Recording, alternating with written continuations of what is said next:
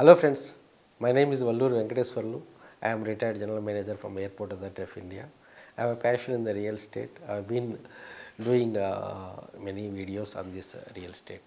ఇక్కడ ముఖ్యంగా మనం గమనించాల్సింది ఏంటంటే ఏ ఇన్వెస్టర్ అయినా కానీ కొంతమంది ఇన్వెస్టర్స్ పెట్టుబడి పెట్టిన తర్వాత 4-5 సంవత్సరాల్లో డబుల్ అవుతుంటాయి, కొంతమందికి 2-3 ఇయర్స్లో డబుల్ అవుతూ ఉంటాయి, కొంతమంది 10 సంవత్సరాలు అయినా కానీ డబుల్ అవ్వు ఆల్రెడీ కొన్ని ప్రాబ్లమ్స్ ఎదుర్కొనడానికి అవకాశం ఉంది చేస్తున్నారు.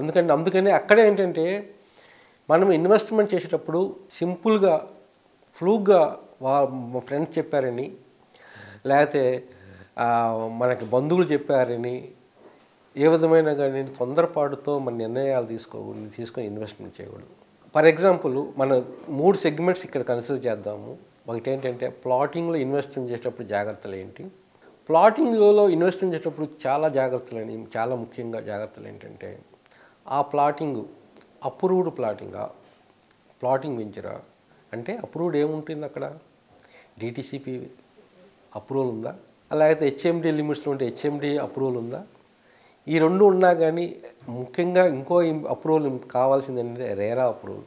గ్రామ పంచాయతీ లేఅవుట్లో మాత్రం మీరు ఎప్పుడు ఎట్టి పరిస్థితుల్లోనూ ఇన్వెస్ట్మెంట్ చేయొద్దు. ఎందుకంటే ఇప్పుడు ఇన్వెస్ట్మెంట్ చేసినా కానీ రేపు ఏదన్నా బిల్డింగ్స్ కట్టాలనుకున్నా కానీ చాలా ఇబ్బంది కట్టనివ్వరు అనమాట. అట్లానే ప్లాటింగ్ వచ్చేళ్ళకే ఇంకో చూసుకోవాల్సింది ఏంటంటే లీగల్గా మన స్క్రూటినీ మన సొంతంగా చేసుకోవాలి.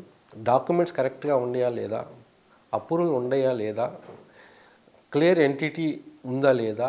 ఇంకోటి చూసుకోవాల్సింది ఎఫ్టిఎల్ అంటే ఫుల్ ట్యాంక్ లెవెల్, ఏదైనా చెరువులు ఉన్నాయా పక్కన, అది ప్రొహిబిటెడ్ జోన్లో ఉందా, చుట్టుపక్కల డెవలప్మెంట్స్ ఎలా ఉన్నాయి, చుట్టుపక్కల రోడ్స్ కనెక్టివిటీ ఎలా ఉంది, ఫ్యూచర్లో ఈ కనెక్టివిటీ పెరగడానికి అవకాశం ఉందా. చాలా ప్లాటింగ్లో ముఖ్యమైనది ఏంటంటే గమనించాల్సింది రీసేల్ అనేది ముందుగానే మనము స్టడీ చేయాలి.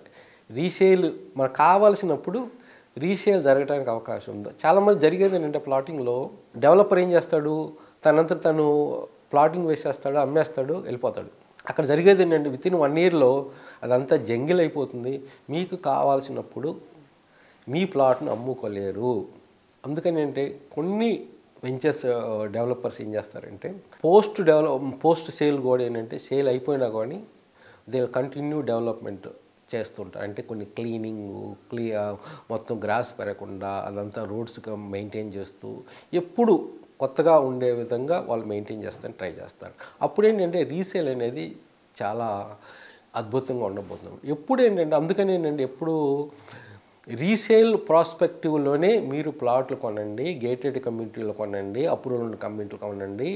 ప్రొహిబిటెడ్ జోన్స్ ఏ జోన్లో ఉంది కూడా చాలా ఇంపార్టెంట్. మీరు రెసిడెన్షియల్ జోన్లో ఉన్న వాటిని చూసుకోండి, హెచ్ఎండి వాటిల్లో లేకపోతే డిటిసిపి లేఅవుట్ల వాటిల్లో తీసుకోండి. లీగల్గా ఒపీనియన్ కూడా తీసుకోండి. ఏదైనా మీకు డౌట్స్ వచ్చినప్పుడు ఏంటంటే ఆ డెవలపర్ని మీరు అన్ని డాక్యుమెంట్స్ తీసుకొని ఒక లాయర్ దగ్గరికి వెళ్ళిపోయి మొత్తం చూపించండి. డెఫినెట్గా ఏంటంటే అప్పుడు ఏంటంటే ఆ చుట్టుపక్కల డెవలప్మెంట్ స్కోప్ ఎంత ఉంది, పొటెన్షియల్ ఎంత, రేట్ ఆఫ్ రిటర్న్స్ ఎంతవరకు ఉంది, 4 ఇయర్స్లో 5 ఇయర్స్లో మీ పెట్టిన పెట్టుబడి డెవలప్ అవడానికి అవకాశం ఉందా లేదా.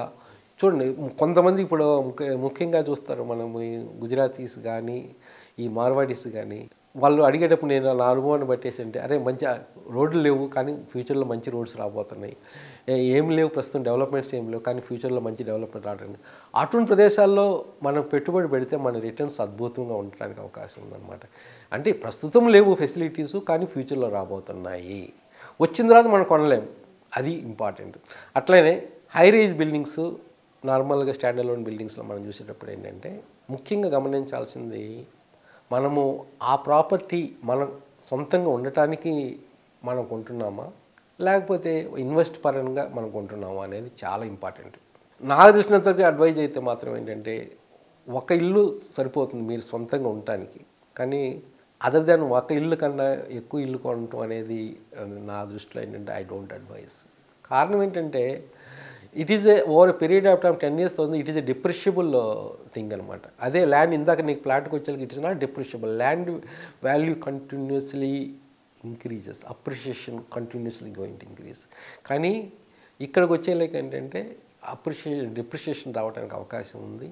అందువల్ల ఏంటంటే మనకి ఉండటానికి ఒక ఇల్లు ఉందా లేదా, ఉండటానికి ఆ ఇల్లు మనకి అందుబాటులో ఉద్యోగానికి కానీ, అటు పిల్లల స్కూల్ విషయం పరంగా కానీ, అట్లనే హాస్పిటల్స్ దగ్గర, ఎంటర్టైన్మెంట్ దగ్గర అన్ని విధంగా చూసుకొని మనం ఇల్లు కొనుక్కోవాలి. ఓకే, ఇన్వెస్ట్మెంట్ పరంగా మనము రెండో ఇల్లు మూడో ఇల్లు కొనుక్కోవాలనుకున్నప్పుడు ఏంటంటే అది కొంచెం మనకి మన యాస్పిరేషన్ తగ్గట్టుగా ఉండాలి. అంటే యాస్పిరేషన్స్ అంటే ఇప్పుడున్న ఇల్లు చాలా ఇరుగ్గా ఉంది, రేపు ఫ్యూచర్లో ఈ ఇల్లు బాగుంది.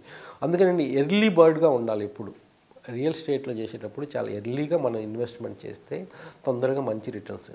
ఎప్పుడు మార్కెట్ రేటు కన్నా ఎక్కువ మనము కొనకూడదు. అంటే మార్కెట్ రేట్ కన్నా ఒక 10%, 20%, 30% కన్నా తక్కువగానే మనం బార్గెన్ చేసి కొంటే డెఫినెట్గా అప్రిషియేట్. ఎందుకంటే నేను ఈరోజు ఒక అపార్ట్మెంట్కి కొన్నాను అంటే ఈరోజు నాకు ఫీలింగ్ ఉండాలి, అరే I done a good thing. ఈరోజు నాకు అనిపించాలి, ఇప్పుడు నేను అమ్మినా కానీ ఒక 10-20% హైయర్గా అంటే ఇది ఎప్పుడు వస్తుందంటే మీ దగ్గర యొక్క పేయింగ్ కెపాసిటీని బట్టి ఉంటుంది. మీ దగ్గర లోన్ ఎంతవరకు ఉంది, లోన్ స్కోప్ ఎంతవరకు ఉంది, మీ బడ్జెట్ ఎంత, ఏ విధంగా సరౌండింగ్ డెవలప్మెంట్స్ రాబోతున్నాయి అనేది కూడా చాలా ఇంపార్టెంట్. ఇందుట్లో ప్రికాషన్స్కి వచ్చేలాక ఏంటంటే మీరు అపార్ట్మెంట్ కొనేటప్పుడు ఏంటంటే ఒకవేళ రెంట్కి ఇస్తే రెంట్ అక్కడ ఎట్లా ఉంది, రెంట్కి మీ ఈఎంఐ అంతవరకు మీ ఈఎంఐని ఈ రెంటు ఫుల్ఫిల్ చేయగలుగుతుంది అనే విషయాల మీద కూడా మనం స్టడీ చేసి ఇన్వెస్ట్మెంట్ చేయాలన్నమాట. అక్కడ ఉన్న ఎమ్యూనిటీస్ ఏంటి, ఆ కంపెనీ యొక్క మీరు పెట్టుబడి పెట్టబోయే ఒక బిల్డర్ యొక్క హిస్టరీ చాలా ఇంపార్టెంట్. ఎవరు వాళ్ళ ఎండి, ఎవరు వాళ్ళ యొక్క బ్యాక్గ్రౌండ్ ఏంటి, వాళ్ళు చేసిన పాస్ట్ వెంచర్స్ ఏంటి, అక్కడికి వెళ్ళి విజిట్ చేయండి ఒకసారి. ఎప్పుడు ఏంటంటే పాస్ట్ వెంచర్స్ యొక్క బిల్డర్ మనం వెళ్తే వాళ్ళ క్వాలిటీ ఏం వాడుతున్నారు, నిజంగా ఎంతవరకు అప్రిషియేషన్ అయింది ఆ ప్రాంతాల్లో, అప్పుడు ఏంటంటే ఒక విధమైన ఏంటంటే ఆ బిల్డర్ యొక్క విజన్ అనేది మనకి తెలుస్తుంది అనమాట. అట్లనే ఏం లేకుండా మనం కొన్నాం అనుకోండి, డిలే అవ్వచ్చు. ప్రాజెక్ట్ డిలే అయితే it is a loss for you. Project delay ఎప్పుడు రాకూడదు. అట్లనే క్వాలిటీ పరంగా కూడా ఆ బిల్డర్ ఏం వాడుతున్నాడు, ఏ బ్రాండ్స్ వాడుతున్నాడు, ఇవన్నీ కూడా చాలా ఇంపార్టెంట్. ఆ బిల్డర్ యొక్క విజన్ ఏంటి, ఫ్యూచర్ స్కోప్ ఏంటి, ఏ విధంగా ఫ్యూచర్లో వాళ్ళు డెవలప్ చేయబోతున్నారు, అన్ని అప్రూవల్ తీసుకునే వాళ్ళు డెవలప్ చేస్తున్నారా లేదా వాళ్ళ సొంత ల్యాండ్ అయినా కాదా. ఎప్పుడు అటు బిల్డర్ కానీ ఇటు డెవలపర్ కానీ వాళ్ళ సొంత ల్యాండ్ వాళ్ళ మీద రిజిస్ట్రేషన్ చేసుకున్న తర్వాత అదే సేఫ్టీ అనమాట. అది చాలా ఇంపార్టెంట్. అందుకని అంటే రెంటబుల్ ప్యాసివ్ ఇన్కమ్ వచ్చేటట్టుగా రెంట్ ఇస్తే మనకు మంచి ఇన్కమ్ వచ్చేటట్టుగా ఇప్పుడు ఆ స్కోప్ ఉన్న ప్రాంతం మీరు స్టడీ చేసి ఇన్వెస్ట్మెంట్ చేయండి. ఇంకోటి నెంబర్ 3 విల్లాస్ కూడా ఏంటి, ఇది అందరికీ విత్ ఇన్ ద రీచ్ కావద్దు. ఇది కూడా ఏంటంటే మోస్ట్లీ బాగా హై నెట్వర్త్ ఇండివిజువల్సే మోస్ట్లీ ఈ విల్లాస్ అనేది ఇన్వెస్ట్మెంట్ జరుగుతుంది. దాంట్లో ఏంటంటే మీకు ల్యాండ్ పోర్షన్ ఉంటుంది, కన్స్ట్రక్షన్ పోర్షన్ ఉంటుంది. ఇదేంటంటే అప్గ్రేడేషన్ అనమాట. విల్లాస్ ఎక్కువ మంది కొనేవాళ్ళు ఏంటంటే అప్గ్రేడేషను. ఇప్పుడు అపార్ట్మెంట్స్లో ఉంటున్నాము, ఇంకా మంచి విల్లాస్ వాటిలో గేటెడ్ కమ్యూనిటీలో కొనుక్కోవటం, అక్కడ ఉన్న ల్యాండ్ వాల్యూస్ ఎట్లా ఉన్నాయి, చుట్టుపక్కల కన్స్ట్రక్షన్ కాస్ట్ ఎంత, జడ్జిమెంట్ అనేది ఉండాలి. మనం కొనేది ఆ రేటుకు తగ్గట్టుగా, చుట్టుపక్కల రేటుకు తగ్గట్టుగా ఉందా లేదా. ఒక 10 కాదు 20 అయినా కానీ మనము చుట్టుపక్కల ఎంక్వైరీ చేసి అప్పుడే మీకు సాటిస్ఫై అయితేనే మీకు ఇన్వెస్ట్మెంట్ చేయాలి. ఏ ఇన్వెస్ట్మెంట్ అయినా దాంట్లో కూడా ఏంటంటే లీగాలిటీ మనం చెక్ చేసుకోవాలి. కాకపోతే ఏంటంటే ఒక విల్లాస్ ప్రాజెక్ట్స్ కానీ ఇటువంటి హైరేజ్ బిల్డింగ్స్ కానీ లీగాలిటీ చాలా తక్కువ ప్రాబ్లమ్స్ ఉండడానికి అవకాశం compare to your agriculture land buying and plotting అన్నమాట. ఎప్పుడు ఏంటంటే చెకింగ్ మీరంతా ఓన్గా సైట్ని విజిట్ చేయకుండా మాత్రం డెఫినెట్గా ఎప్పుడు బై చేయవాకండి. ఎవరో ఏదో చెప్పారనే వాళ్ళ మీద ఆధారపడి మీ మీద మీరే ఆధారపడాలి. మీరు జస్టిఫికేషన్ అనేది చాలా ఇంపార్టెంట్. నేను ఇందాక చెప్పినట్టుగా ఏంటంటే మీరు కొనేటప్పుడు మీకు తెలియాలి, I done a best investment ఇది అనిపించాలి మీకు. ఆ విధంగా దానికోసం కొంచెం ఓర్పు ఉండాలి. ఓర్పుతో పాటు కొంచెం మంచి గైడెన్స్ ఇచ్చే వాళ్ళ యొక్క సలహాలకు తీసుకోవాలా. ఎట్లా పడితే అట్లా కొనటం కాదు. ఎందుకంటే ఇది లైఫ్లో కూడా ఏంటంటే ఒకసారి 2 సార్లు మనం ఇన్వెస్ట్మెంట్ చేసేది. దాన్ని చాలా జాగ్రత్తగా ఎంతో కష్టపడి సంపాదించే డబ్బులు మనం ఇన్వెస్ట్మెంట్ చేసేటప్పుడు థరో స్క్రూటినీ అనేది చాలా ఇంపార్టెంట్. Thank you.